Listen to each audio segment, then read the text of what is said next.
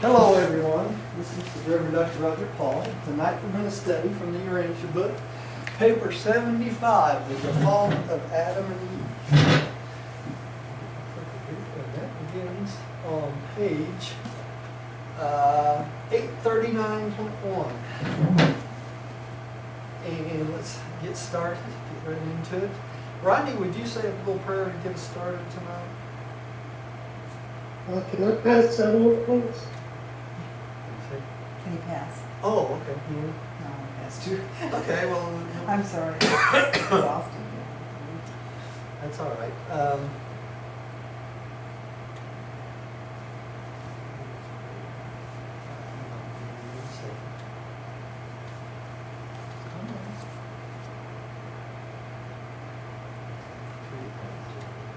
Okay, I'll pray.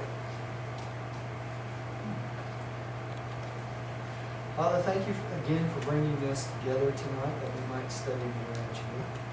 Pray that you'll watch over this meeting tonight and open our hearts and minds that we might learn something so we can share it with others. Pray that you'll use us in whatever way you see fit. You will be glad in these meetings. So thank you in the name of Christ. Amen. All right. The default of Adam and Eve. Is that a private prayer? You couldn't hear it? You were very low, Roger. Oh, sorry. I'm a little hoarse today. Yeah, we've been working out in the rain. Sorry. Can you hear me now, Millie? Yes. Yeah, okay. All right. Millie, would you like to start us out tonight? Chapter 75 is the fall of Adam and Eve. After more than 100 years of effort to Elijah, Adam was able to see very little progress outside the garden. The world at large did not seem to be improving much. The realization of a race betterment appeared to be a long way off, and the situation seemed so desperate as to demand something for relief not embraced in the original plans. At least that is what often passed through Adam's mind, and he so expressed himself many times to Eve. Adam and his mate were loyal, but they were isolated from their kind, and they were sorely distressed by the sorry plight of their world. Okay, so they were here 100 years. You know, that seems like a long time to us, but that's nothing to them, right? And Adam and Eve both were kind of frustrated with the fact that not much had changed since they got here. So, like us, they wanted big things to happen really fast, and they didn't. So they felt like they needed to do something additional to the original plan, which was God's plan, right? To improve it. And, So, Rob, yeah, Rob? like that, What was well, before they ever came there, it's very low. But the, that? Rodney, you broke up so bad we couldn't understand what you were saying. Try it again. is this better? Yes. Yeah. No, it's feedback. Yeah, before they ever arrived here, they knew very well what they were up against. That's And right. 100 years is nothing. Yeah, it's nothing. It's not even getting started for them. That's what, Yeah. So, and it's kind of funny here it says too, they were sorely distressed by the sorry plight of their world. In other words, this world was in such bad shape, they felt like they weren't doing much good. And in reality, they Yeah. were. I think they knew that before they came. That's right. It's part of the plan. And still much has not changed in this world, has it? That's still pretty much the same. Tim? So no, that's been a lot worse than what they thought. Yeah, exactly. And that has a lot to do with our own expectations about life. Yeah, it really is. Life is to us seems very slow, but things go by very fast. You know, they really do. Your life is over before you know it. Tim, would you like to take the next paragraph, please? Yes. 1. The Urantia problem. The Adamic mission on experiential rebellion seared and isolated Urantia was a formidable undertaking, and the Mathurin daughter early became aware of the difficulty and complexity of their planetary assignment. Nevertheless, they courageously set about the task of solving their manifold problems. But when they addressed themselves to the all-important work of eliminating the defectives and degenerates from among the human strains, they were quite dismayed. Do you hear that? I'm breaking up, or it's feedback? Or... Yeah, we hear you fine. Bad people. They could see no way out of the dilemma, and they could not take counsel with their superiors on either Jerusalem or Densha. Here they were isolated and day by day confronted with some new and complicated tangle, some problem that seemed to be unresolvable. Insolvable. Now, this is interesting because right off the bat here they talk about eliminating the defectives and degenerates among the human strains. And those defectives and degenerates still exist on our planet today because they never were eliminated, right? And that was part of the material son and daughters, or Adam and Eve's job to take care of that over time. And so that had not even got started, and they hadn't figured out the way that they were going to actually do it yet. So, Do they tell us who the degenerates were? The tribes? no, they don't. But it's Or is it race related? it's race related, some race related, and some DNA related. You know, it's in the DNA makeup of the human strain, and by merging the violet blood with the existing blood on the planet, over time it would have gotten rid of all the degenerate strains naturally. Okay? And that's part of what they were supposed to do, but they had not even gotten to that point. They hadn't had 500,000 children yet, right? And grandchildren. And that was part of the plan. So the race improvement had not really started much at this point after 100 years. And, you know, they were frustrated about that. So they were becoming impatient too early, right? So Roger, So Yeah. I was just gonna say, so Go ahead, Tim. Go ahead, Tim. And then Rodney. on the northern road of Adam and Eve raised people to take counsel with the superiors in Jerusalem and Densha. Say that again, Rodney. I didn't catch that. You broke up on me again. feedback. Yes, a lot of people. So, in other words, on the northern road, Yeah. Adam and Eve were able to take counsel with the superiors in either Jerusalem Or or an Densha. inch. That's correct. Yeah, see, if the world was not isolated from rebellion, a normal Adam and Eve would have taken counsel with their superiors on Jerusalem or on Adentia, either one, because they would have the communication lines open. But on this planet, we were in quarantine, so they were totally isolated. So that made them feel even more alone, right? Yeah, after 100 years, I can understand that. Yeah. So hey Roger, what we're basically dealing with are the races of that period of time during your arrival. This is what they had to deal with in terms of race and DNA. Yeah, race. It's not like our races today, correct? No, it's not. It's not like our races today. Our races today are a lot more melded together. You know, we're a kind of a melting pot period right now where there's a lot of interracial marriage and things like that. And that's all part of the plan. Eventually, after thousands of years, we'll end up being one race. And that was what Adam and Eve's plan was from the start. The violet race would meld with all the different colored races, and all the different colored races over a period of time would intermarry and meld together and basically turn into one race over time. And before we reach light and life, that will still happen. It's just we've been retarded for so long because of the rebellion and because we didn't get that DNA uplift as much as we should have of the violet blood.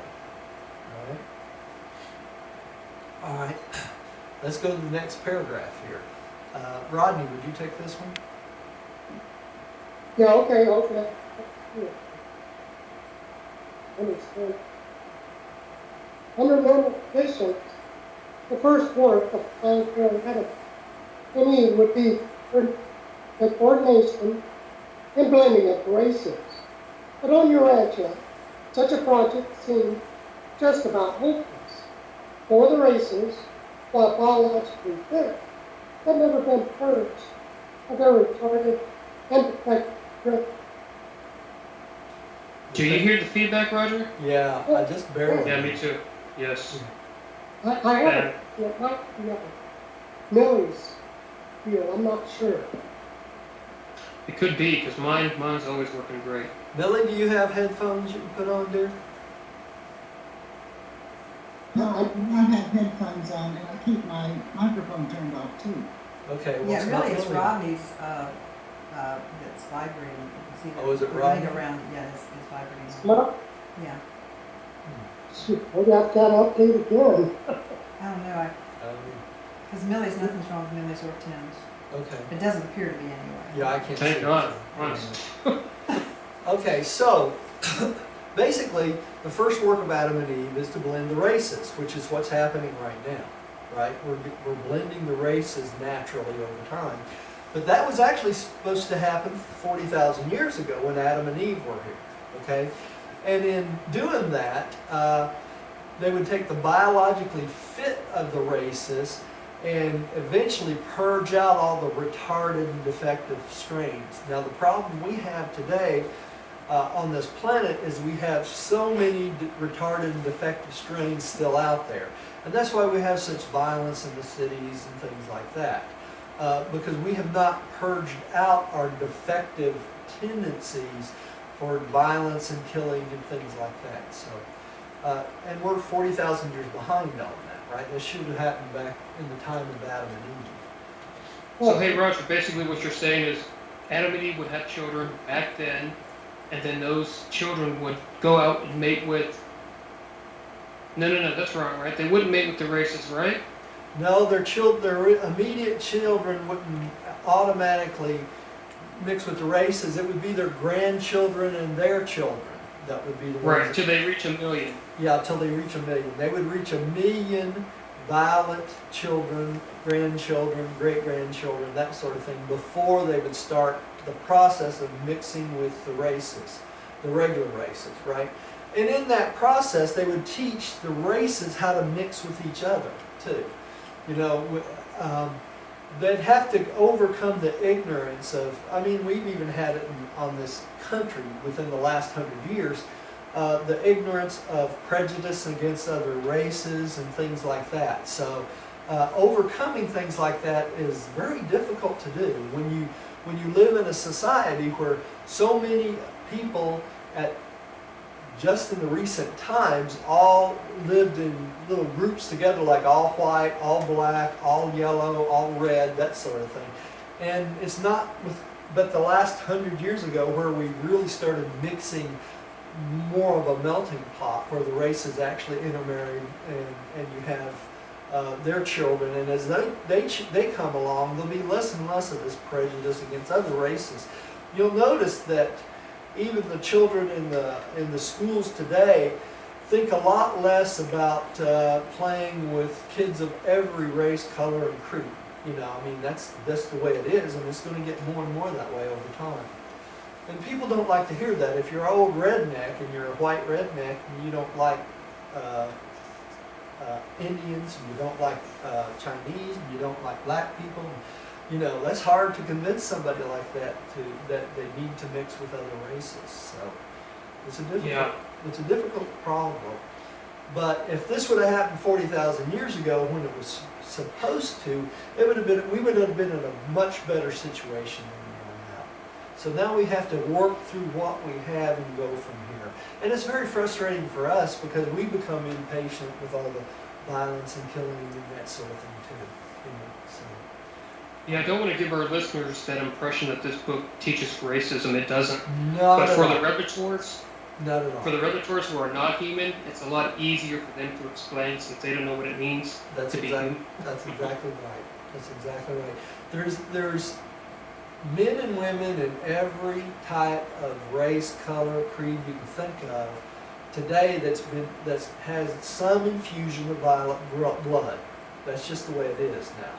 And so, And we do that with other animals too. and we do that with other animals too, that's correct. So this is not anything about being racist or anything like that. It's about reducing the amount of humans that are defective in the sense that they're very violent, they don't get along with other people, that sort of thing. And of course, any retardations from DNA mutations and things like that, you want to get that out of your stock over time.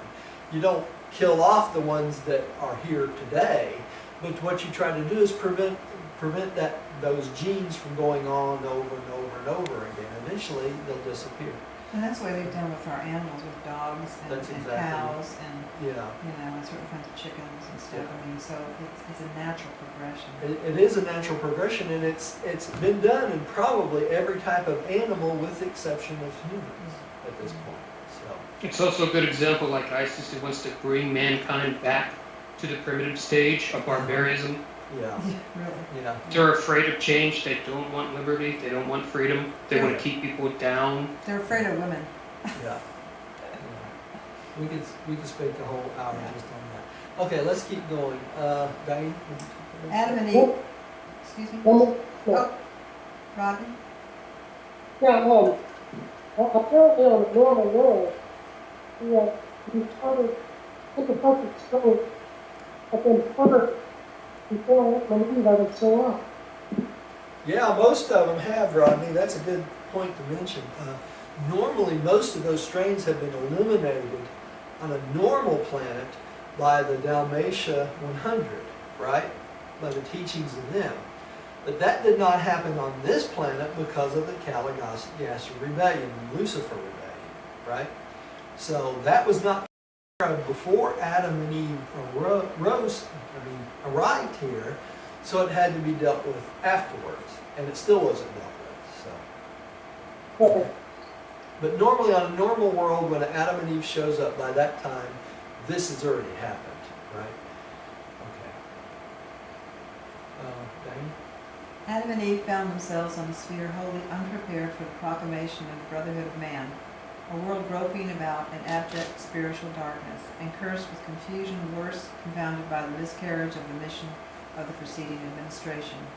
Mind and morals were at a low level, and instead of beginning the task of effecting religious unity, they must begin all anew the work of converting the inhabitants to the most simple forms of religious belief. Instead of finding one language ready for adoption, they were confronted by the worldwide confusion of hundreds upon hundreds of local dialects. No atom of the planetary service was ever set down on a more difficult world. The obstacles seemed insuperable, and the problems beyond creature solution. Okay, so several things had not been done. We should have been using one language by the time they got here. All the defectives should have been eliminated before they got here. So these things are normally done before the Adam and Eve show up, and that was not done on this planet because of the rebellion. Yeah, and then on top of it,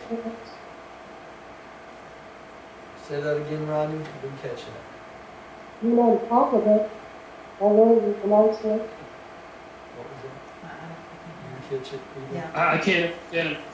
Sorry, Roger, you're having some trouble with your microphone or something, or we just can't quite catch what you're saying. oh, it's not like you're gonna restart. We're gonna restart. Something about restarting his computer. He wants to restart his computer.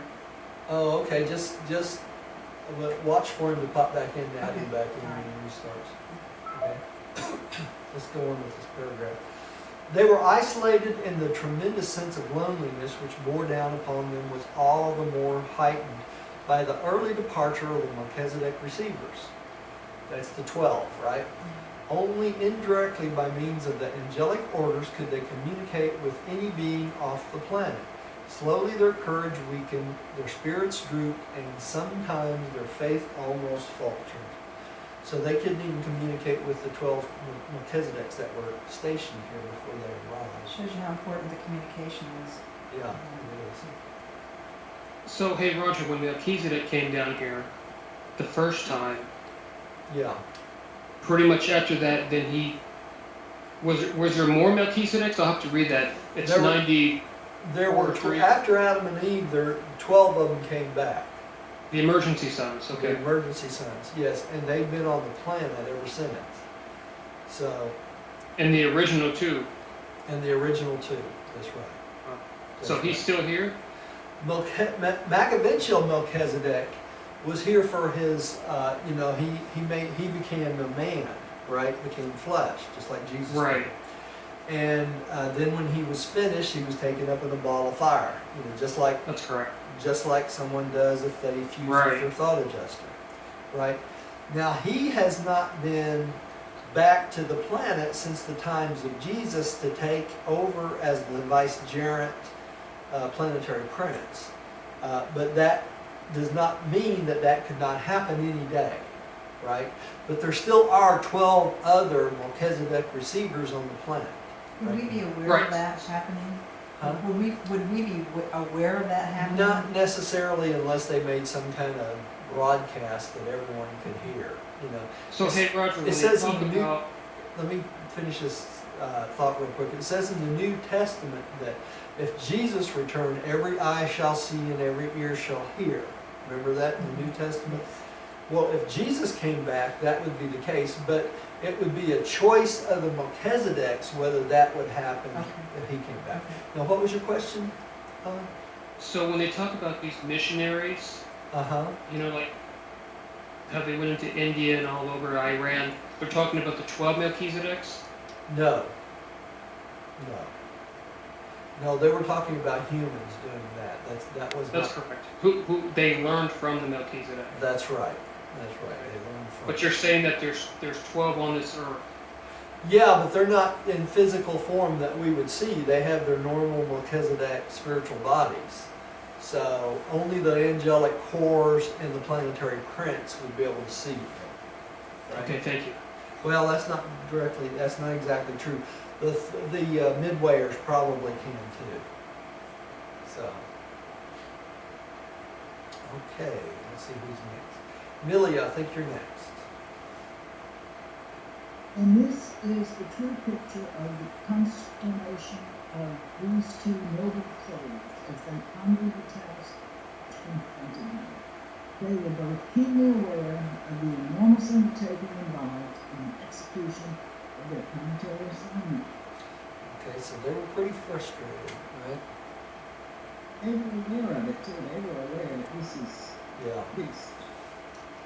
So this is where we're actually getting the 12 Melchizedeks that we're finding awareness for. That there's, in this paper, 75, that there's 12 here on Earth. Okay, for 77. No, the point of this paper is basically is the default of Adam and Eve. The 12 Melchizedeks coming back is the result of this default, right? Okay. Yeah. Okay. Tim, would you take the next one, please? Probably no material son in Abaddon were ever faced with such a difficulty and seemingly hopeless task as confronted Adam and Eve in the sorry flight of Urantia. But they would have sometime met with success had they been more far-seeing and patient. Both of them, especially Eve, were altogether too impatient. They were not willing to settle down to the long endurance test. They wanted to see some immediate results, and they did. But the result thus secured proved most disastrous both to themselves and to the world. Okay, so if they'd had farsight and patience, all these things would have worked out, right? That's the whole thing. This is a good example for us to take lessons from. Life gets very busy and tied up in a million different details, right? And it's easy for us to get frustrated with each other, our friends, and everything else. Because we are not patient enough, we are not foreseeing that these things that are going on in this planet are very temporary, and they will work themselves out. So, Tim we lost Tim. Tim, are you still there? Yes, Ronnie was just clicking on Okay, online. I pulled him in, yeah. Okay, I just, Rodney there now? Robin's here. I'm here. All right. We can hear you better, Rodney. All right, good deal. I was just out of sync with it. I guess so. Okay, Rodney, we're on section 2, Caligas's plot. You want to take that Okay. first? Let's see. Yeah.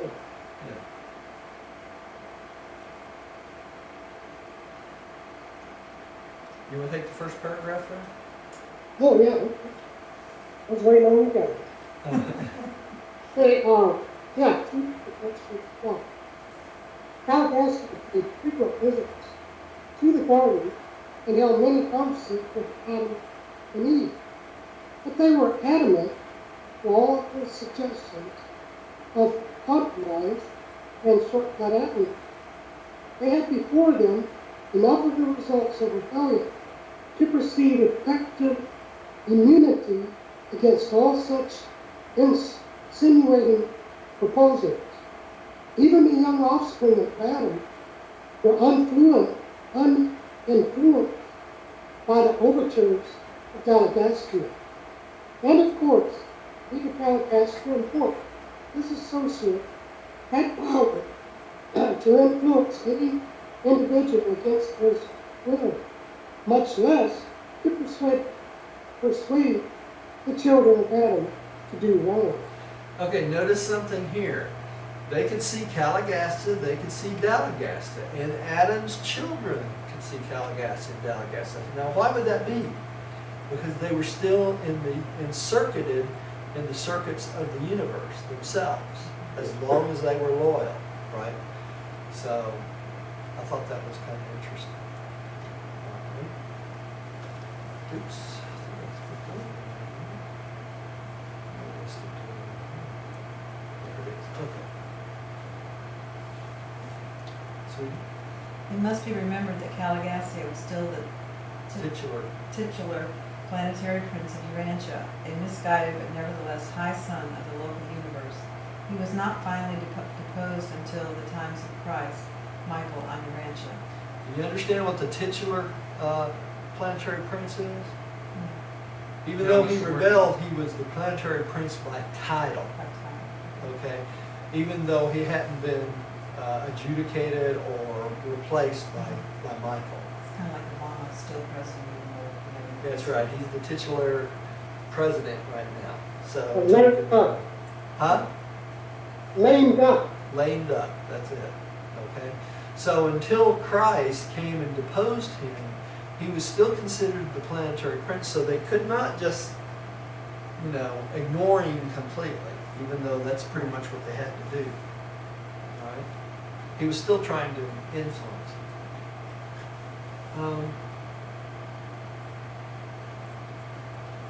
Did I? It's your turn. I know that I'm having issues with this one. Okay.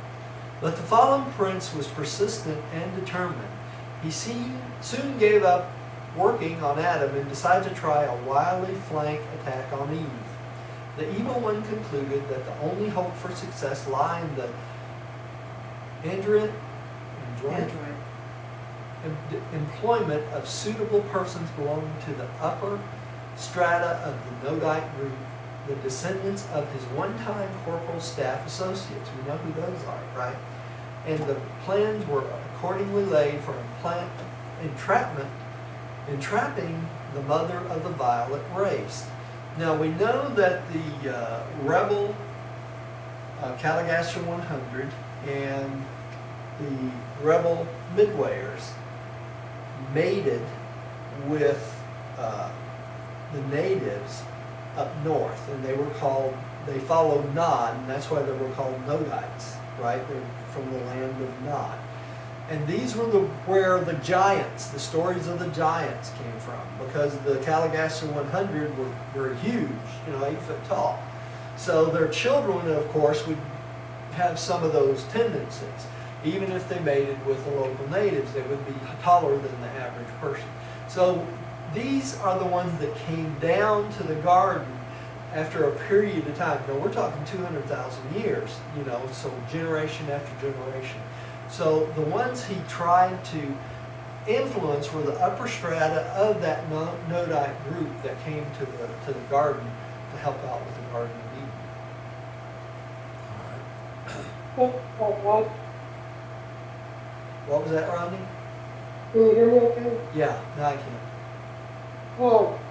What do you think the personal profit for Caligastia was to mess this whole thing up, to afford it? He was trying to get more recruits for the rebellion, Rodney. The rebellion. How would that benefit? He knows he couldn't win. Well, that their theory was it was the rebellion of the masses. In other words, the more people they can convince to go into the rebellion, the more likelihood they would have of succeeding. If you have a majority of beings that are in rebellion, they felt like that the rebellion would go over to their side or their favor. And that's why they kept doing it. It's kind of like recruiting. I think what Rodney is asking is what's in it for him. Caligastia? Yes. Well, if the rebellion went like they wanted it to, he would remain planetary prince, so he would have all these beings under him as god of Urantia. That's what he was striving for. Okay, Okay, that makes sense? it makes sense. Yeah. All right. So that's, it's kind of like all these stories you've seen on TV where the devil's trying to collect souls, It's that principle. It's the more souls they can convince to go into rebellion, the more likelihood that the rebellion will continue on. Right? Well, that's true of the Aryan race and Hitler, and Yeah. they're always looking for More and more people. more and more people. Yeah. Yeah, more. Yeah. Yeah. All right. Let's see who's up. Tim. Tim? Sure, Scott? It was far- No, I think it's Millie. I was Yeah. Tim hasn't read them. No, he comes after you, doesn't he? That's before. Oh, does he come before? I'm sorry, Tim. It's your turn. I'm sorry. I messed up the order. See, I used to have the computer in front of me. I just go by the order of the pictures. All right, Tim. It was farthest from Eve's intention ever to do anything which would militate against Adam's plan or jeopardize their planetary trust. Knowing the tendency of women to look upon immediate results rather than to plan far silently for more remote effects. The Melchizedek before departing had especially enjoyed Eve as to the peculiar dangers besetting their isolated position on the planet, and had in particular warned her never to stray from the side of her mate. That is, to attempt no personal or secret methods of furthering their mutual undertakings. Eve had most scrupulously carried out these instructions for more than 100 years, and it did not occur to her that any danger would attach to the increasingly private and confidential visit she was enjoying with a certain Nodite leader named Serapetasha. Serapetasha. The whole affair developed so gradually and naturally feedback that she was taken unawares. So even Adam and Eve, you can see the danger of close association of the opposite sex with someone that's not your mate, right, over a period of time. And this is kind of a to us that overindulgence in friendships with people outside your marriage is not a good idea, any way you look at it. And this is a perfect example of why. Okay. Millie, I believe you're next. The garden dwellers had been in contact with the Nodites since the early days of Eden. From these mixed descendants of the departing members of Madagascar's staff, they had received much valuable help and cooperation, and through them, the Edomic regime was now to meet its complete undoing and final overthrow. Okay. So they're laying part of the blame on the Nodites because they were looser in the way they did things, right? Three. Rodney, I think you're up. Okay, this, Roger, I don't know if I'm coming in good enough still to read. Yeah, you're You coming are in great now. right now. Yeah, you are right now. Yeah, okay, yeah. That's Three. awkward, because I hear feedback. Yeah, I do too, a bit. Number 3, the temptation of Eve. Adam had just finished his work 100 years on earth when Sarah, upon the death of his father, came to the leadership of the Western Assyrian Federation of the Nodite tribes. Terapetesha was a brown-tinted man, a brilliant descendant of the one-time chief of the Dalmatian Commission on Health,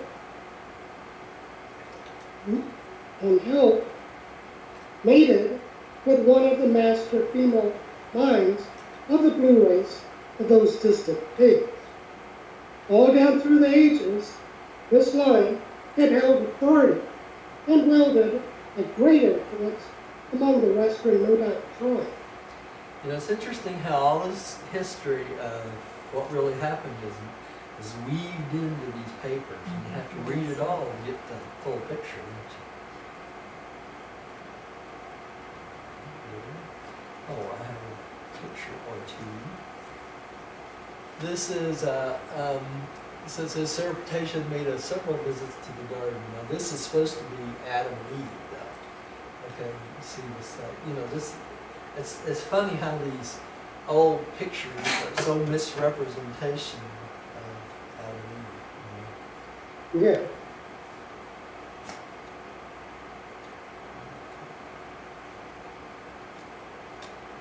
Okay. Sareptatia had made several visits to the garden and had become deeply impressed with the righteousness of Adam's cause.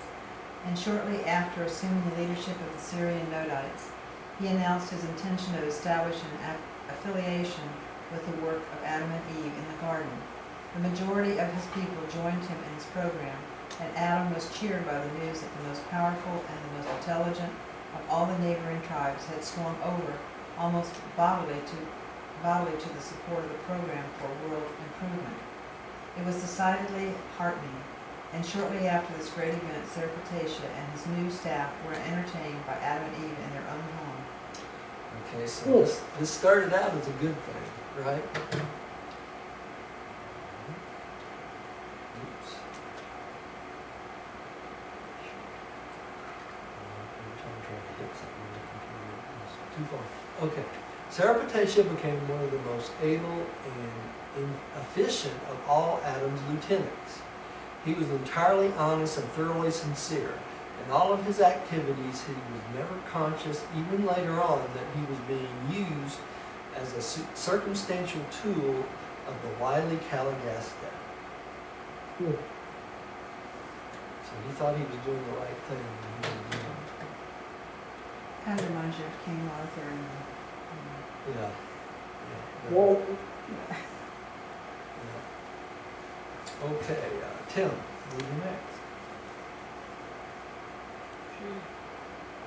Presently, Sareptatia became the associate chairman of the Edenic Commission on Tribal Relations, and many plans were made for the more vigorous persecution of the work of winning the remote tribes to the cause of the garden.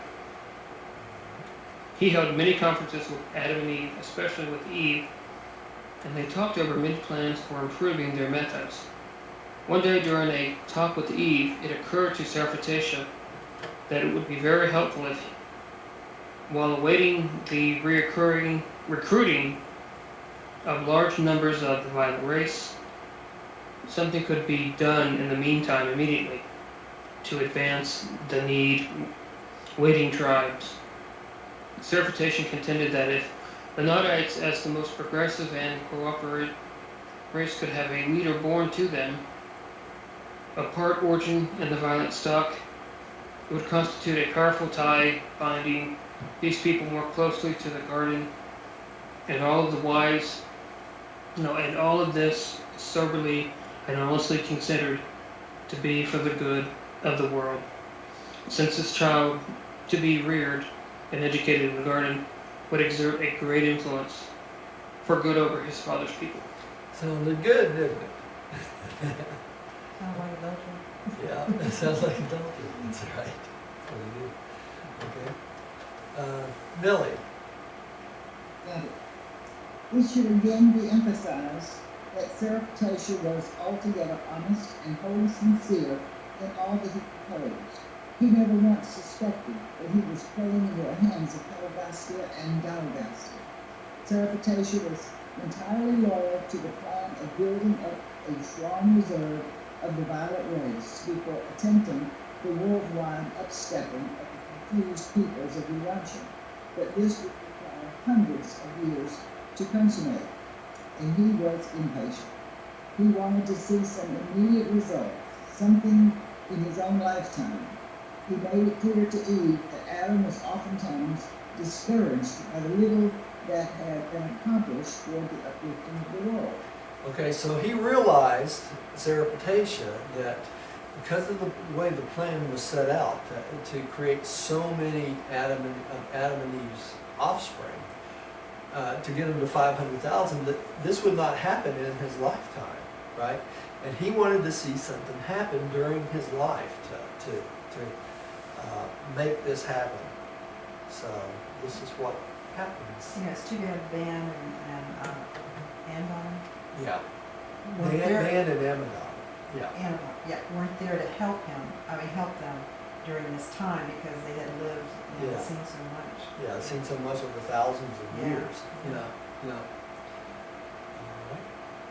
All right. Rodney. Okay, for more than 5 years, these plants seemed to mature. At last, Annabelle took the point where Eve was simply to have a secret conference. Then,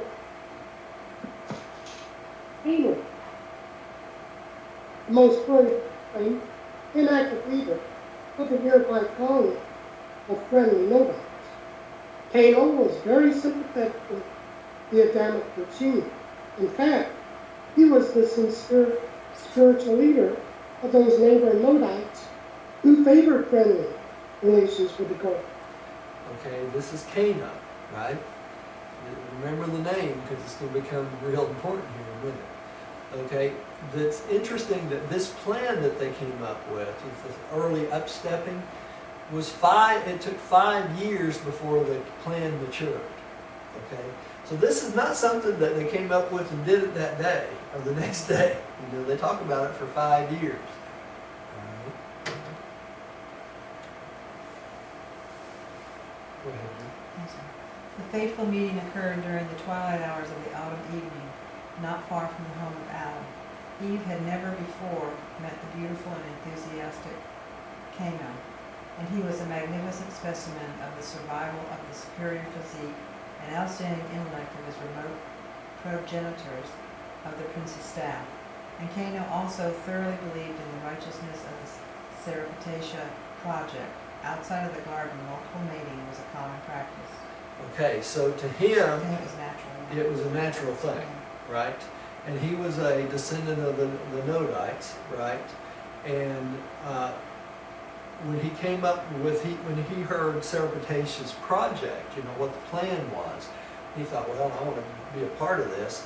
And to him, multiple mating was normal, he didn't think anything about it. All right.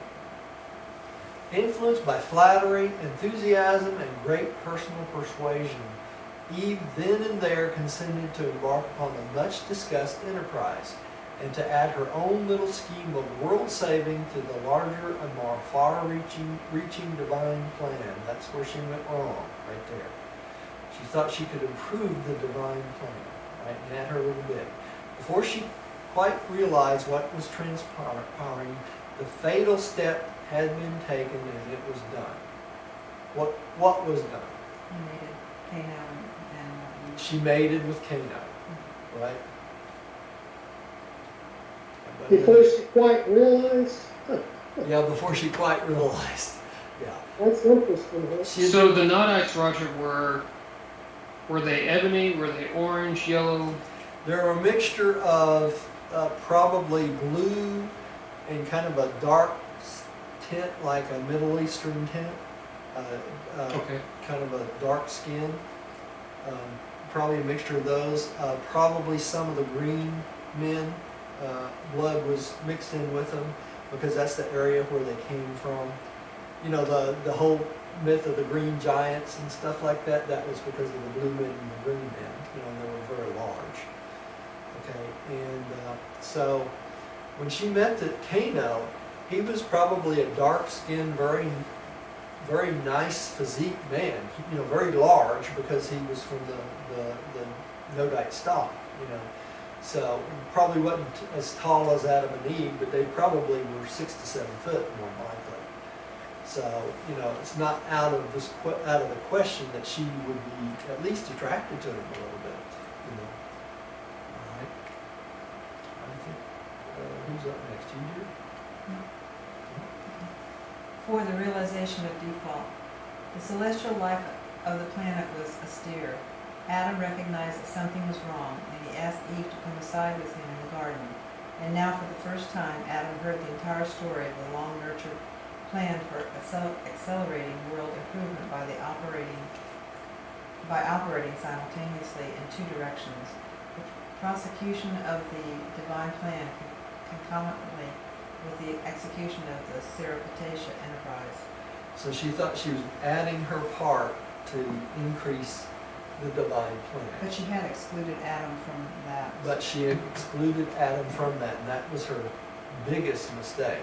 Well, the whole thing was a mistake, period, No, because, but if she had talked to Adam, it would have been different. Yeah. Because they could have discussed it. yeah, if she would have discussed it with Adam, Adam would have nixed it right, Right. you know, exactly. right in the bud, right, as they say. All right. And as the material son and daughter thus commune in the moonlight garden, the voice of the garden, that's who's telling this story today, reprove them for disobedience.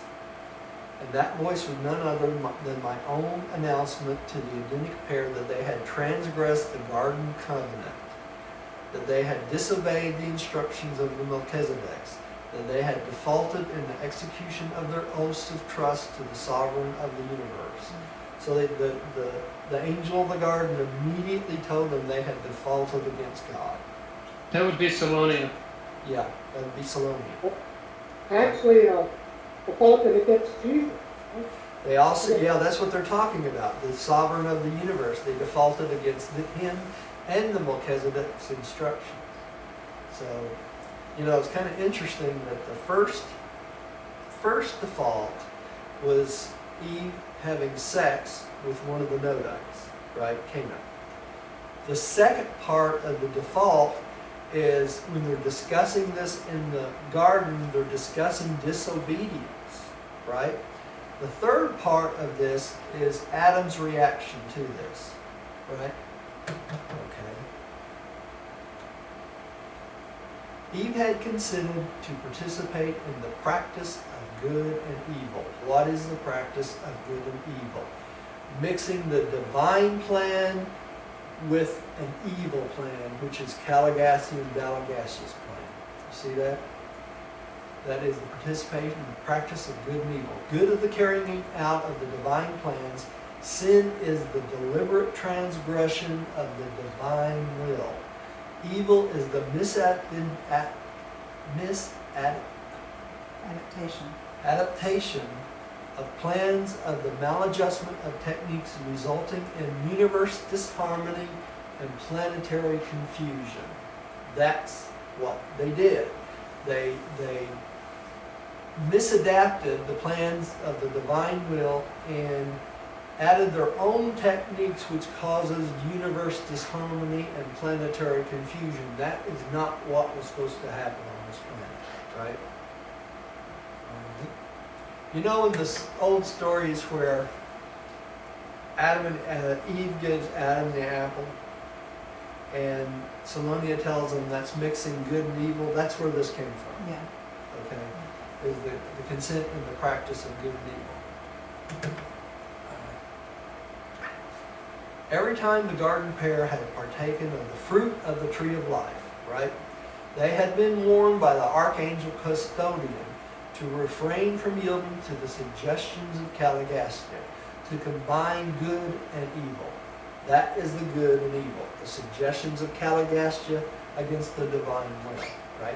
They had been thus admonished, in the day that you commingle good and evil, you shall surely become as the mortals of the realm, and you shall surely die. So just by doing that, they lose connection with the tree of life immediately, and then they lose their connection to live on indefinitely, right? They start to die just like every other human does. Oh, they knew this, eh? Pardon me, Rodney? They knew this ahead of time. They knew this ahead of time, that's right. And then it's almost like a punishment. Well, they actually, how do you say this? They actually partook in their own punishment, right? Because they knew if they did this act, then they would lose the tree of life and then they would die as regular humans, okay? So, the thing is, Eve was in that situation. Adam was not at this point in the story, right? So, let's keep going on and we'll see Adam's commitment here. Well, I got a question. Yeah, To this time, had other Adam and Eve defaulted on any of the planet? yes, they had, Rodney. There had been some defaults of Adam and Eve's on other planets. For the same out, Pardon me? the same punishment? Yeah, they got the same punishment. They became human. And that's why they warned them against them. They had a history of this happening, right?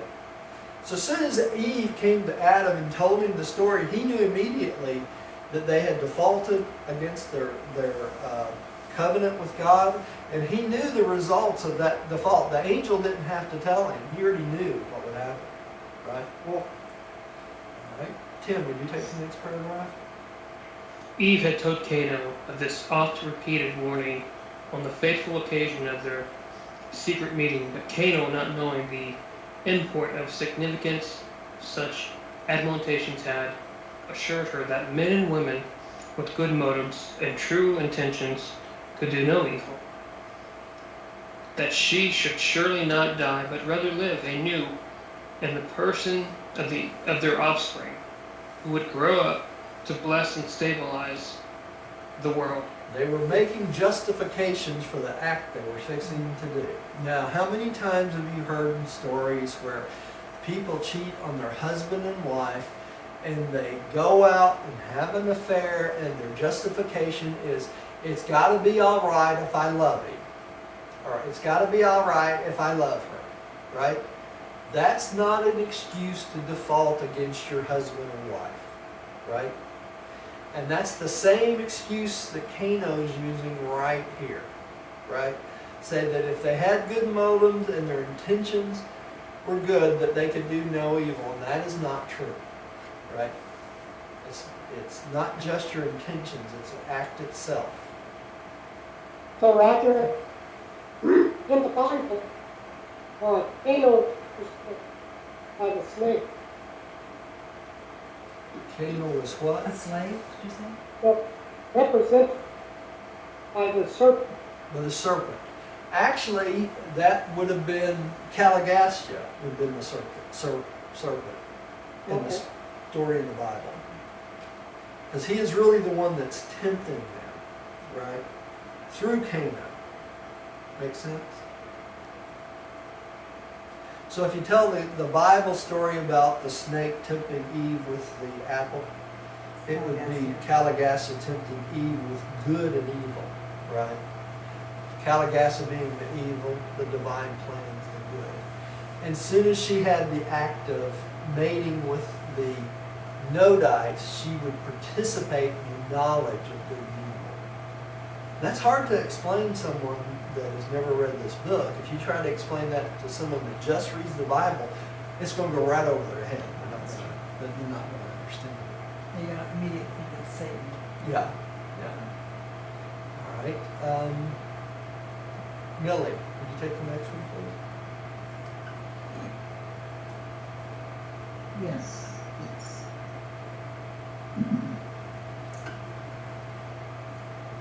Well, even though the scratch up to, is that where you are? Yeah.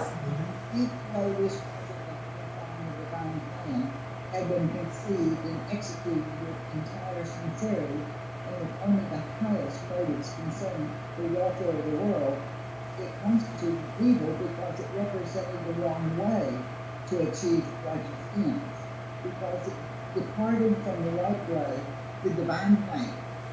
Okay, and we probably do this ourselves. We justify our actions because we think we're doing the right thing, and in essence, it's not. Right? You know what this reminds me of, Roger? The word Satania is really translated as a place of adversity because there was a rebellion in Satania. Yeah. So I think people should be too freaked out. What was that? So I don't think people should be too freaked out once you identify what that really means. Place of Yeah. adversity. Adversity? Yeah. Where they had a rebellion. Yeah. That's right.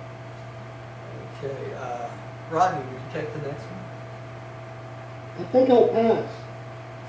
You will? You don't like this? Thanks, Rodney. Go ahead. Okay. True, Eve had found Cana pleasant to the eyes, and she realized all that her seducer promised by way of new and increased knowledge of human affairs and quickened understanding of human nature as supplemental to the comprehension of the Adamic nature. Still, That is the knowledge of evil. still, they were told very clearly to stay in, Yeah. communication with each other and not That's go right. outside their relationship. How did she There's get no way to get around that No, how did she gain new knowledge of human understanding of human affairs? by having an affair. By having an affair. Plus the fact, as soon as she had that affair, she became human, Yeah. right? And she realized she'd done something wrong. That's why Yeah. Adam knew that something was wrong. Yeah. He knew immediately. He probably lost communication with his mate immediately. Yeah, he probably did. You know. He had to leave her for a while to Yeah. think it through. All right. This is a very interesting story. I talked to the father and mother of the violet race that night in the garden as became my duty under the sorrowful circumstances.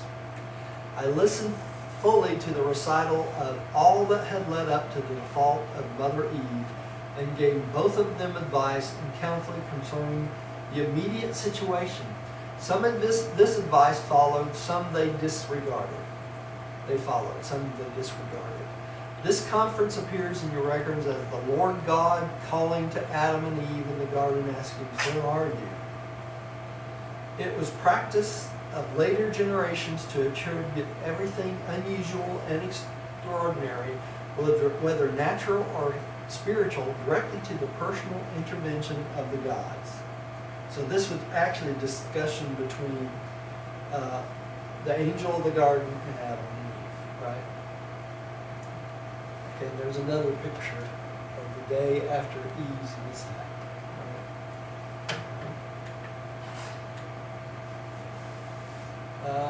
Tim, would you take the next one, please? Section 5, Repercussions of Evil. Eve's disillusionment was truly pathetic. Adam discerned the whole predicament and, while heartbroken and dejected, entertained only pity and sympathy for his airy mate. Okay, so Eve was in a situation where she was totally distraught, and Adam was heartbroken and dejected because he knew what the circumstances would happen to his mate, right? So what was his response to all this? All right, Millie, would you take this one? It was in the despair of the realization of failure that Adam, the day after Eve's misstep, sought out Leota, the brilliant no-doubt woman who was head of the Western schools of the garden, and with premeditation committed the folly of Eve. Oh, but do not misunderstand. Adam was not beguiled. He knew exactly what he was about. He deliberately chose to share the fate of Eve. He loved his mate with a supermortal affection, and the thought of the possibility of a lonely vigil on Urantia without her was more than he could endure. What are they talking about here? He knew that if he did not commit the same act as she did, that she would be judged, she would be pulled off the planet, and he would be left here by himself. Basically. And we're So talking. what he did, they ended up not going off the planet, but going to another garden. And, yeah, not really, another garden, but more, they both became human, right? So they would live out the remainder of their lives as humans and not last for hundreds of thousands of years, which is what the plan was, right? So if he had not done that, though, Eve would have been pulled off the planet, and Adam would have had to stay those hundreds of thousands of years alone, as long as he stayed faithful, right? So this was more than he felt like he would bear. And he did his with premeditation. That's the difference. Okay, Rodney, would you take the next one? Sorry. It's good. I think I'll skip. Oh, okay. Okay. All right. When they learned what had happened to Eve, the infuriated inhabitants of the garden became unmanageable. They declared war on the nearby Nodite settlement. They swept out through the gates of Eden and down upon these unprepared people, utterly destroying them. Not a man, woman, or child was spared. And Cano, the father of Cain, yet unborn, also perished. Okay, so they declared war on the garden, basically, right? And went in and wiped out everybody, every man, woman, and child, including the father of Cain, okay, which committed the act with Eve, right, in their anger. So, not a good situation. Upon the realization of what had happened, Sareptation was overcome with consternation and beside himself with fear and remorse. The next day he drowned himself in the great river. Okay, so Sarapatasha, whose plan this was that he got off of Caligastia, was so overcome with remorse with what he had done, he went and killed himself. So there's nothing good about this situation, was there? Tim? Yes. The children of Adam sought to comfort their distracted mother, while their father wandered in solitude for 30 days. At the end of that time, judgment asserted itself, and Adam returned to his home and began to plan for their future course of action. All right, so he went away for 30 days. All right. Millie? The consequences of the follies of misguided parents are so often shared by their innocent children.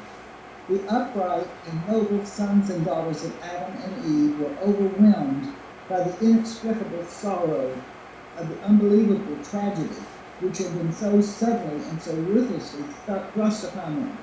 Not in 50 years did the elder of these children recover from the sorrow and sadness of those tragic days, especially the terror of that period of 30 days during which their father was absent from home, while their distracted mother was in complete ignorance of his whereabouts or fate. So our actions affect our children, don't they? You know, when you go out and have an affair with another person in this world and you have children, it affects your children also, right? So your fate is determined upon the children too. Rodney, want me to skip your Yes, please. okay. And those same 30 days were as long years of sorrow and suffering to Eve. Never did this noble soul fully recover from the effects of their excruciating period of mental suffering and spiritual sorrow. No feature of their subsequent deprivations and material hardships ever began to compare in Eve's memory with those terrible days and awful nights of loneliness and unbearable uncertainty. She learned of the rash act of Surrepatia and did not know whether her mate had in sorrow destroyed himself, or had been removed from the world in retribution for her misstep. And when Adam returned, Eve experienced a satisfaction of joy and gratitude that never was effaced by their long and difficult life partnership of toiling service. Sad story. Would it be possible for Adam to have destroyed himself? Yes, because he immediately became human when he committed the act.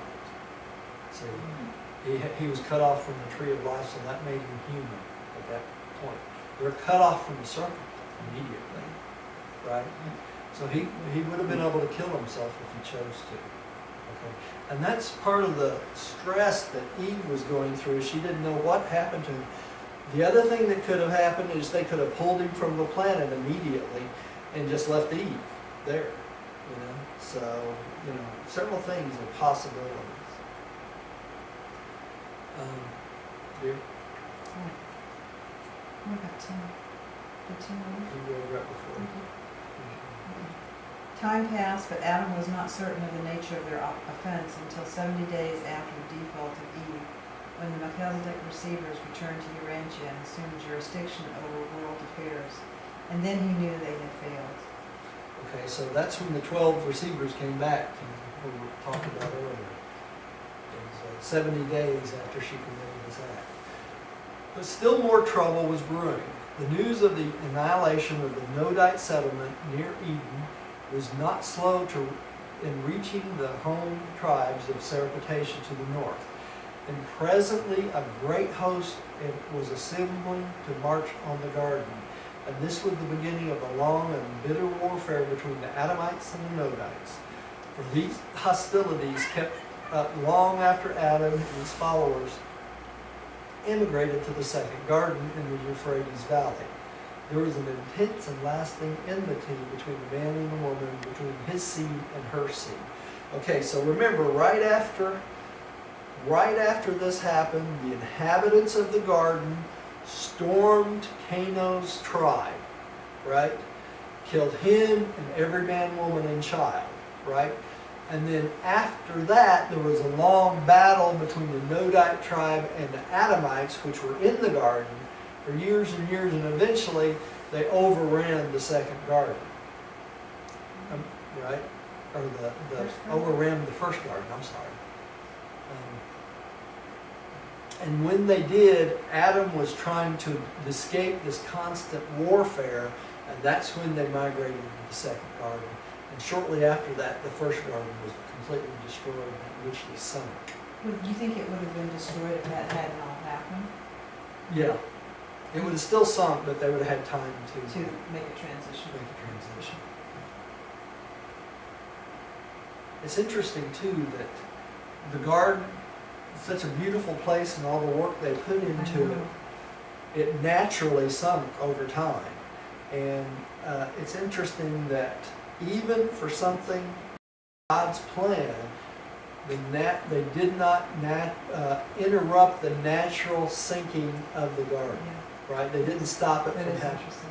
Yeah, they had time to migrate, but the celestial beings did not interfere with the natural progression of the planet, which is the sinking of the moon. Which is kind of comforting, really, because you think all the sinkholes and all the natural disasters, tsunamis and things that happen.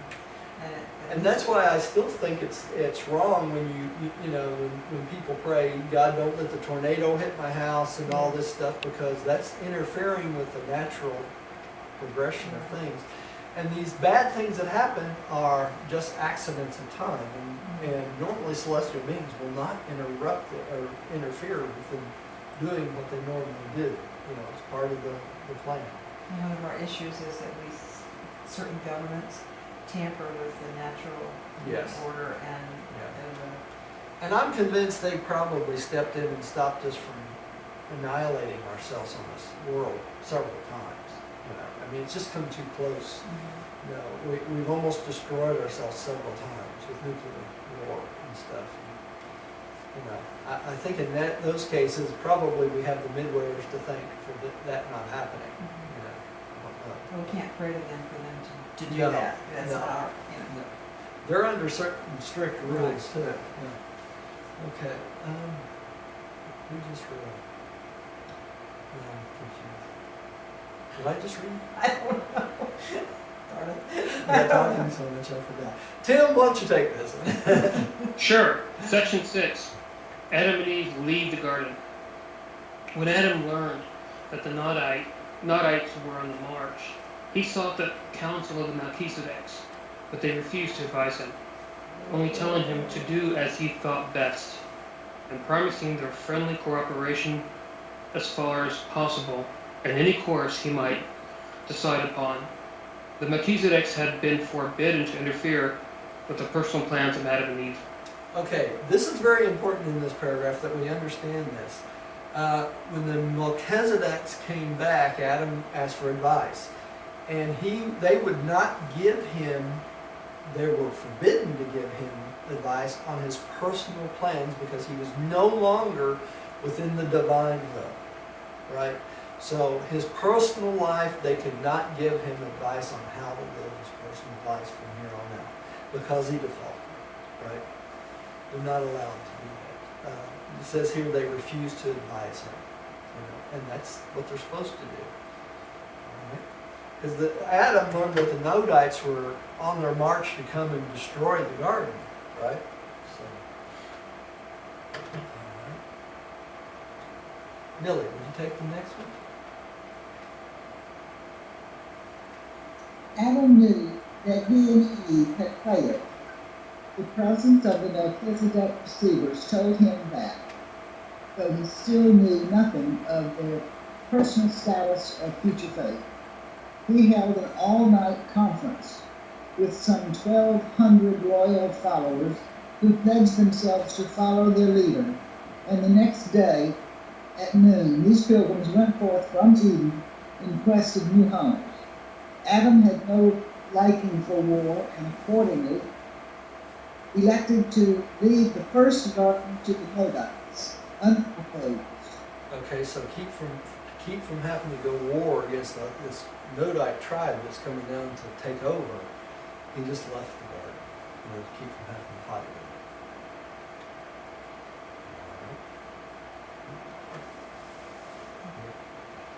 The Edenic caravan was halted on the third day out from the garden by the arrival of the Seraphic transports from Jerusalem. And for the first time, Adam and Eve were informed of what was to become of their children. While the transports stood by, those children who had arrived at the age of choice, 20 years, were given the option of remaining on Urantia with their parents or becoming wards of the Most High's of Melchizedek. 2/3 chose to go to Edentia. About 1/3 elected to remain with their parents. All children of pre-choice age were taken to Edentia. No one could have beheld the sorrowful parting of his material son and daughter and their children without realizing that the way of the transgressor is hard. These offspring of Adam and Eve are now on Edentia. We do not know what deposition is to be made of them. Okay, so when the Seraphic transports arrived on their way out of the garden, 2/3 of the children of Adam and Eve was taken back to Edentia. Okay, 1/3 stayed, and any child under the age of decision was taken back to Edentia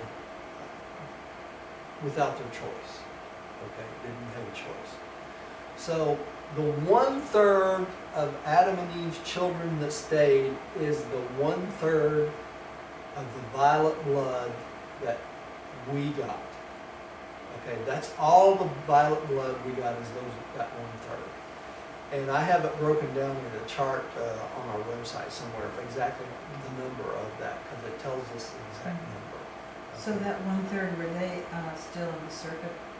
Were they still in No. circuit? And they were not either, No. because their parents had fallen? Yeah. Okay. But the children that went back to Adentia were? Or Yes.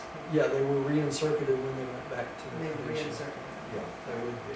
Yeah. If Adam and Eve had more children after this, would they be violent? Would they be They would violent? still have violet blood, yes, they would, no. So it would still improve us because their DNA is a upstepping of our DNA, right? So, yeah, if they had more children, those would increase our percentage of violet blood also, but it's still very small. And it's interesting that even with that small amount, that every race got some influence, some infusion of the violet blood over time. So it took longer, probably No, it's smaller portions. smaller portions. That's right. Hey, Roger, Yeah, so a third say, about how many of them? Huh. I have a chart out there on the website. Rodney, I can't tell you off the top of my head the exact number. We'll have to look it up, and if you'll remind me, I'll look it up before the next meeting and tell you I mean, was it like in the hundreds or all. six? It's in the hundreds. Okay, I have a breakdown of it because they tell you exactly how many stayed and that sort of thing. You know, how many were children, that sort of thing. But I'll have to find it again. You can check it out tomorrow. That was like what, 5 years ago when Yeah. we talked about this. Hey, Roger, Yeah, I've got it if you want it. you Oh, got yes, it. sure. Go ahead. Okay. Adam and Eve's children, is that correct? That's it. Yeah. Okay, Jerusalem, I'll read it all. Jerusalem, Adam and Eve, 50 sons and 50 daughters, first garden. 63 children, 31 sons and 32 daughters. Before they left the garden, they had 4 generations, numbering 1,547 pure line descendants. 2/3 chose to go to Edentia. 1/3 remained with parents. All children under 20 were taken to Edentia. That means Adam and Eve lost 3/4 of their children before arriving in the second garden. Yeah. Adam's son's wife and children also left on the transports. They had 32 children. And then it just says Adam's son, Adam ben Adam, firstborn. Adam's son's sister was then born, and then Eve's son, thirdborn. His eldest son, Jansad, became successor of Adam. As the head of Adamite tribes, Adam and Eve had 5 children before the departure of the Melchizedeks. And then it just, when you say Adam's son, Adam ben Adam, firstborn, there's like a little thing, a note here. But, it continues. Second garden, would you like me to read that one? Yeah, go ahead and read it. Is that from my chart or is that the other book? This is on your webpage under Yeah, okay, Adam that's and my Eve's chart. children. Yeah. Okay, second garden, 42 children after leaving first garden, besides 2 offspring of joint parentage, came from Cano and Eve, and Sansa from Adam and Leota. Leota. Yeah. Eve headed a commission which selected 1,682 of the highest type of women which were impregnated with Adamic life plasma. 1,570 survived into adults as superior men and women. This was the beginning of the Adnite race. Abel, firstborn of second garden of Adam and Eve, Cain killed Abel and then left for the land of Nod, married Ramona, and had a son Enoch, first to fuse with the Juster. Seth, the eldest surviving son, born in the second garden, became head of priesthood of the second garden, which originated the Sethite priesthood, and his namesake. His son Enos founded the New Order of Worship. His grandson Kian instituted the foreign missionary service to surrounding tribes near far. And then just a little note here where it says Adam's son married Rada when he was 120 years old and she was 20. She was a descendant of the fallen prince of Staff. They had 67 children. Every fourth child was invisible to normal human eyes midwayers. There were 16 of these children, so Adam mated them together into 8 pairs. Every seventh, Sevety, no, it's Sevety. I think it's every something days from a sex and non-sex liaison. There occurred the birth of a secondary midwife. Each couple produced 248 midwives.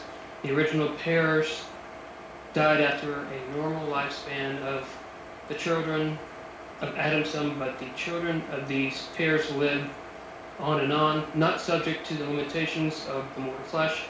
Thus did the 1,984 come into existence of these 873 failed to align themselves with the rule of Michael.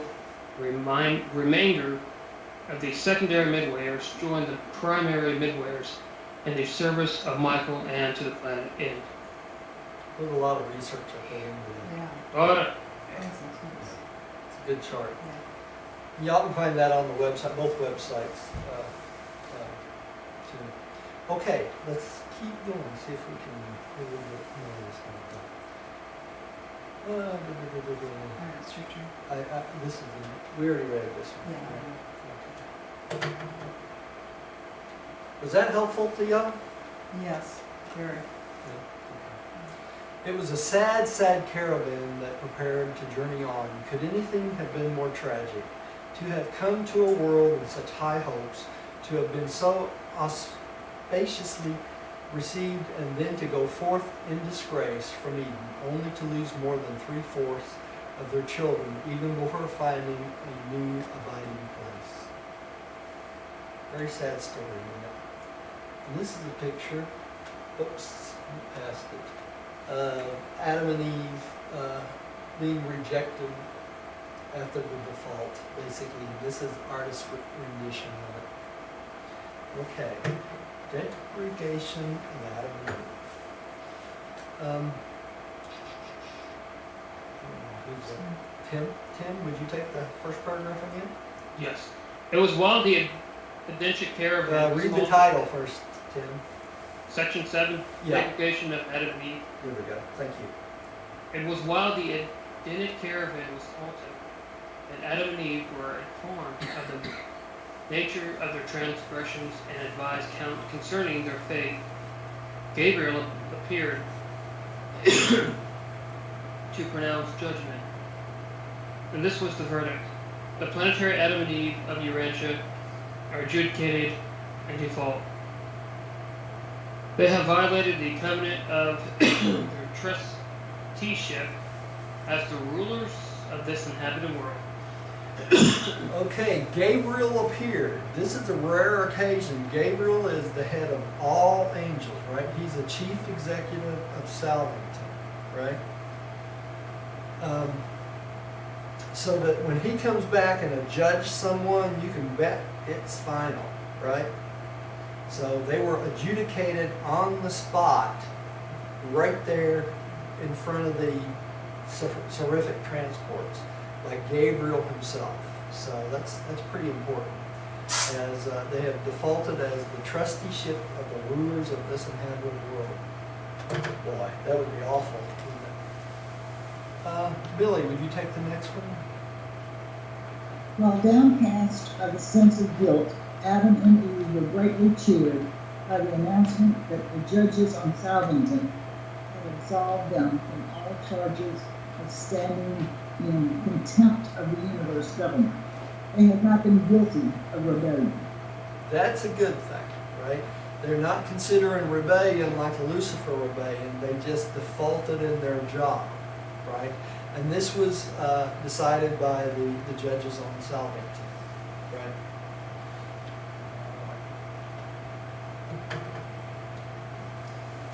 The Edenic pair were informed that they had degraded themselves to the status of the mortals of the realm, that they must henceforth conduct themselves as man and woman of Urantia, looking to the future of the world races for their future.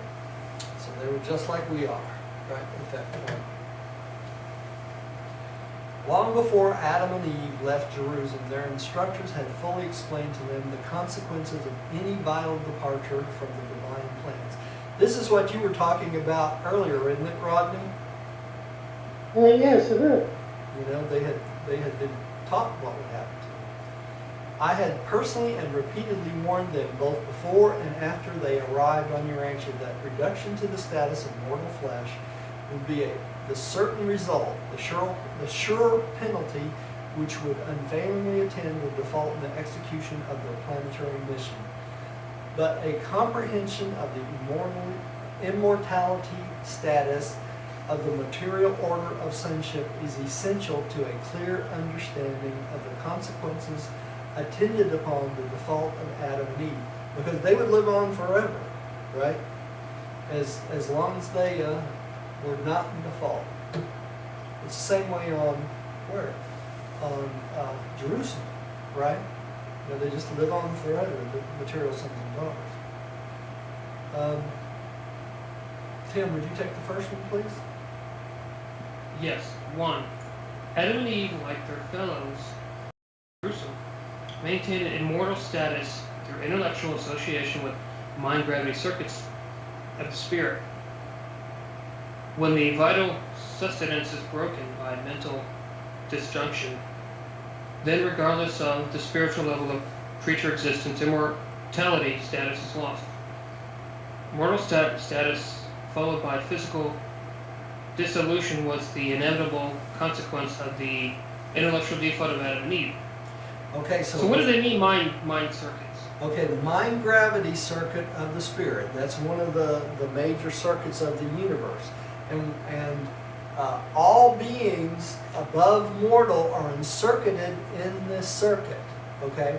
And your association with this mental circuit gives you immortality throughout all time.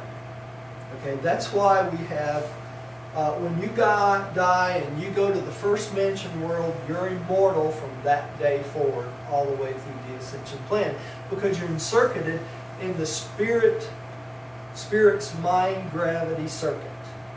Okay? So Roger, is this in relation to the infinite spirit, since it's mind? The infinite spirit, that's exactly right. But is that after we have fused with our thought adjuster? That's after we fuse with our thought. But until that, we can also fall.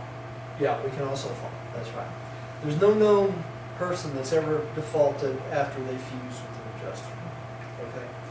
But that association, that immortality starts from the day you arrive on the first mentioned world. It's temporary until you fuse. Once you fuse, it's permanent. As long as you keep following the path of God, you're always in that mind gravity spirit circuit. Even if you come to this planet and what? Are doing a job. So when Adam and Eve came to the planet, they were encircuited in the mind gravity circuit of the spirit, even though we were in quarantine. Because that is not affected by the local rebellion of Michael's universe. Okay, why is that? That's because that is a paradise circuit, not a local universe circuit. You follow me? It's one of the paradise circuits. The mind gravity circuit is a paradise circuit. Okay, so it's not affected by the rebellion. Now, when they default, what happens? That's cut off immediately, and you become mortal. Make sense? It says, regardless of the spiritual level of creature existence, immortality status is lost. When that mental disjunction happens, when you default outside of God's will. Make sense? So I wonder who's got the switch. Who's got the switch for that? We do, Rodney. Or they did. We don't in our lives yet, but they did when they come here, right? As long as they're trying to do the will of God, they stay within the will of God, they're encircled. When you step outside the will of God, you become how they say it here? When vital sustenance is broken by mental disjunction, and that's what it is. When you step out of God's will, it's mental disjunction. What do they call it in other parts of the book? Cosmic insanity.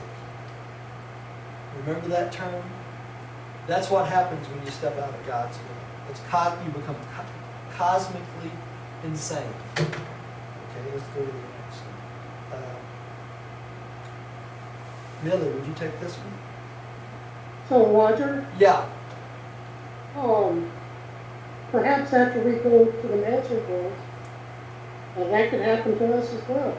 It could happen to us as well. If you rebel, even on the mansion worlds, Rodney, until you fuse with your adjuster, this could happen again. You could lose the immortality status anyway, until you got either re-encircuited or straightened out your ways, got adjudged well, you know. So, yeah, it could happen even in the mansion worlds.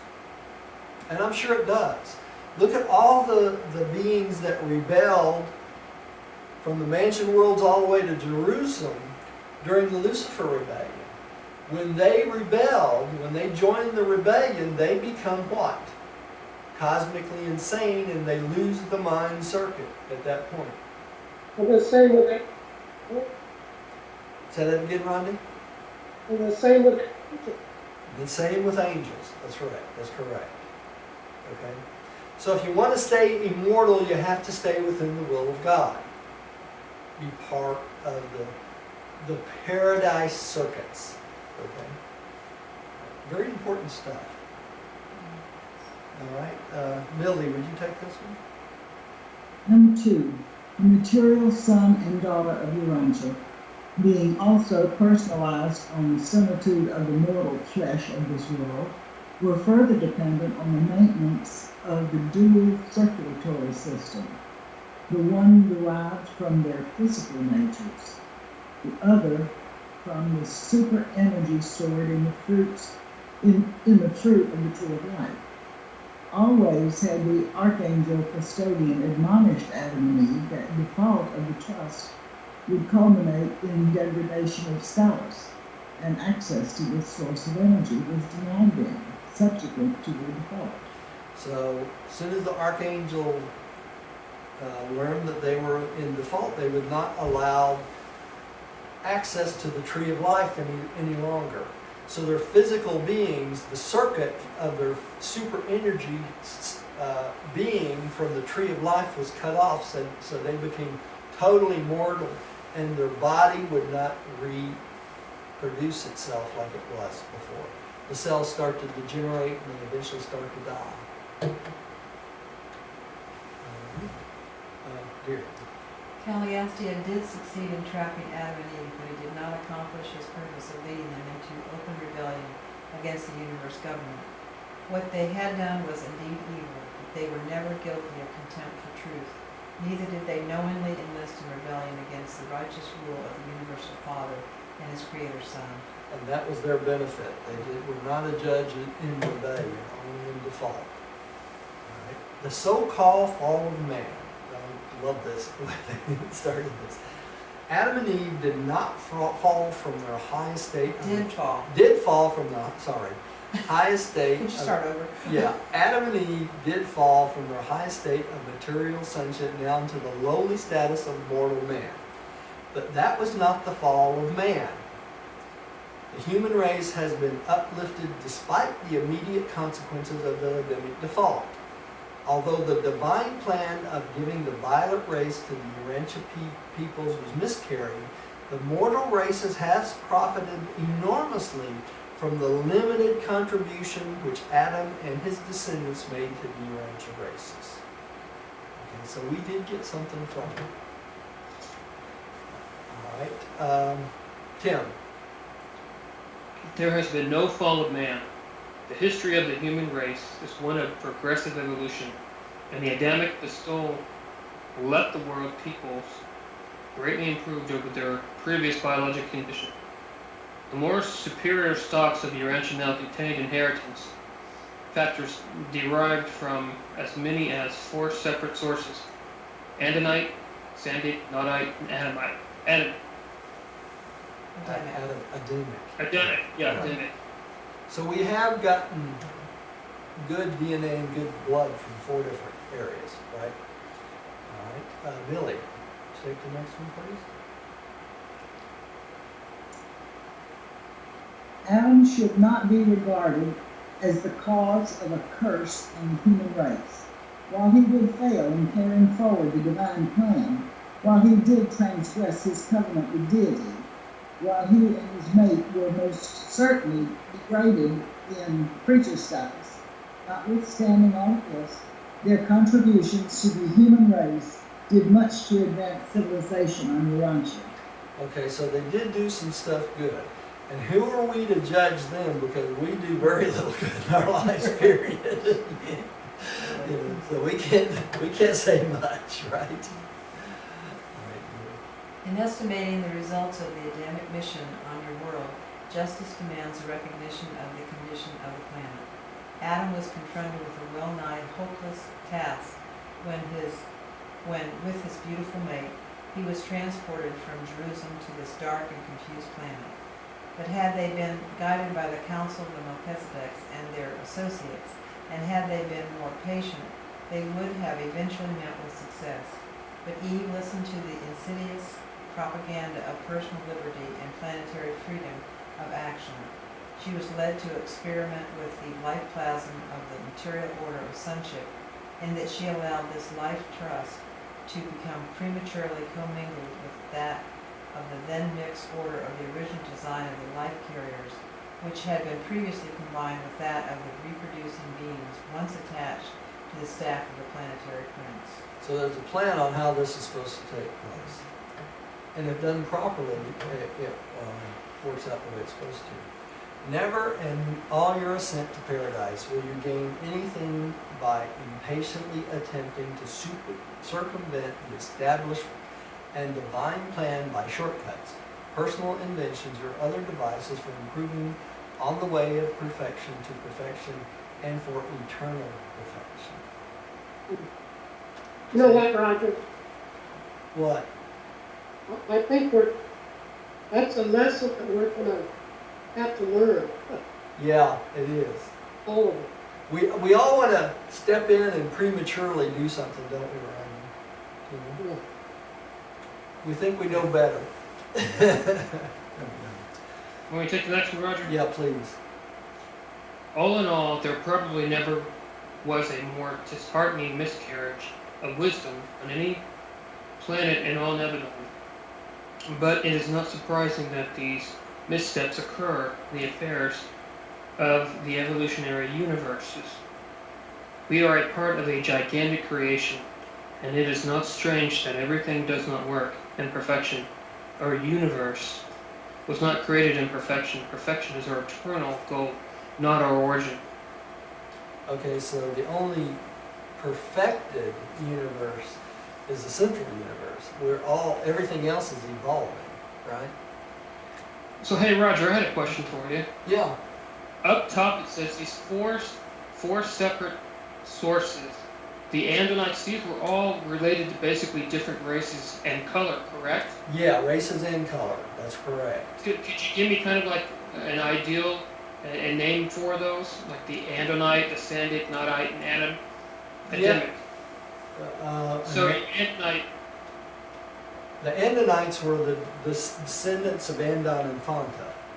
Okay, the Singic came afterwards. They're the mixing of the Andonites and basically the barbaric creatures of the planet later on, and those become the Sangic races, and all 6 races came from the Sangic races. Okay, so we all are descendants of the Sangic races, the pure Sangic races. And what's the next one, Tim? Nodite. The Nodites are the mixture of the Caligastia 100 and the locals, most of them being Sangik, of the area outside the Dalmatia. Okay, it's interesting that Dalmatia is in the same area, you know, between the Tigris and Euphrates, in that same area. So that's kind of interesting. And the final one is Damn it. Adamic, which is Adam's children, and the mixture of those with the Nadites. And so that's Thank you so much. That was well said. Sure. For memory, that's pretty good, I guess. All right. Last paragraph. I'll read it.